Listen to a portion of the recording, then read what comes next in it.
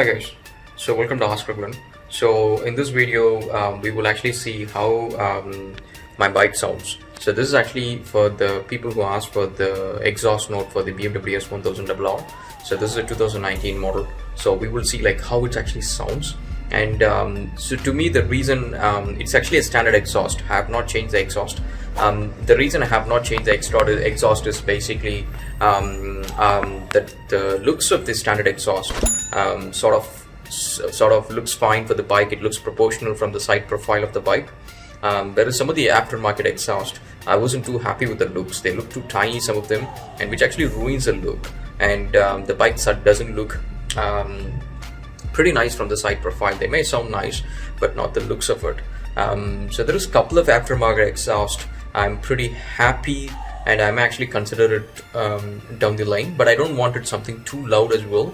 But for me, so far this seems to be okay, as this actually sounds fine, and it's sort of like a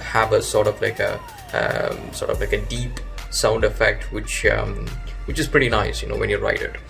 So let's listen to it. Let's get to it.